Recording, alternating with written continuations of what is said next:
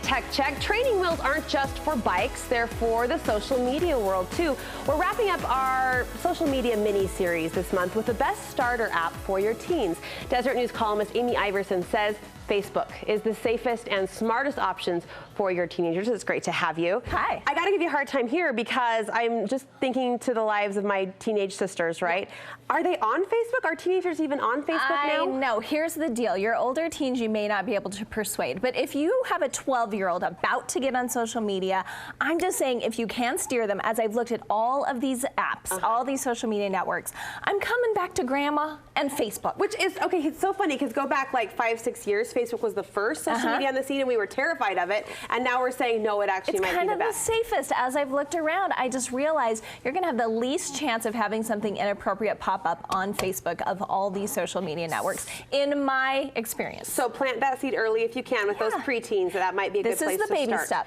All right, still some safety precautions to keep in mind. There's an age limit here. As with every social media network, kids should be 13. It's the law. You're protecting your kids by keeping them off there till 13. They're just saying we can't protect their information if they're younger than 13, so help them out. And you say start young, enforcing this idea that passwords are sacred, they're yours and yours alone. Yeah, my kids will, I say, did you change your passcode again? All my friends knew it. You know, so it's like, you know what, just be the weird one who's like, you know, when you're putting in your passcode, don't share that with your friends and don't share personal information like where you go to school. I mean, these are tried and true, just like the cookies, things that you have to do to keep your information safe. Don't say where you go to school, don't say where you take dance, things like that when you're young and you're trying to keep your information private. How do you coach your kids and how do you encourage we coach our kids as to who to accept, to follow, to bring into their social media circles? Well, when you're starting out and you're trying to keep them safe, I say, just like anyone, would you bring them to my house? Are they your real friend? If they're your real friend, then go ahead and friend them. If not, that's not a good idea. That's how you keep your kids from seeing inappropriate things. I have 600 friends on my personal page. They're all really my friends, and I've never once had something inappropriate pop up because I know these people and I know their character, and that's the advice you give to your kids. That's probably something parents will have to continue to enforce and keep an eye on because these teens are obsessed with numbers and followers and the count, which is sad and a different topic in and of its own self. But that's something you kind of have to monitor ongoing. Yeah, and there comes a time when maybe that is your kid's goal, when they're 17 and you can't stop it maybe. But when they're 13, that's definitely a rule that you can put in place and say, if they are your real friend and you ask them questions about them, and if they don't know, then you're like, you're not following them. Delete. I like that little finger swag. That was attitude fact.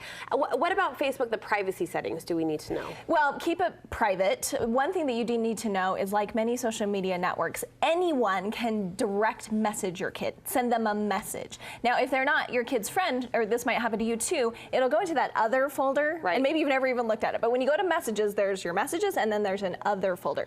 Anyone can send a message in that other folder. So you do need to talk to your kids about, hey, we don't talk to people we don't know when they send you a message. Catfishing still happens where people are pretending to be someone younger and they aren't. So you have to make sure your kids aren't replying to those. And finally, a unique problem perhaps for Facebook is the potential for spam.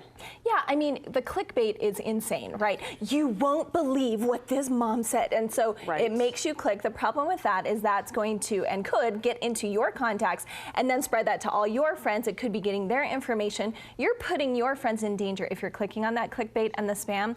So that's one thing to be careful of. But I love Facebook for the fact that more than 50% of people over the age of 65 are on there. And I mean, what a great way for grandma to be able to still know what your kids are doing. I mean, they don't want to invade, but it's just a good beginner platform. I've loved this little mini-series you've done. We've tapped into it here, just scratched the surface. The best place to go is online for your in-depth articles. DeseretNews.com/Amy. Thanks so much, keeping us in the know.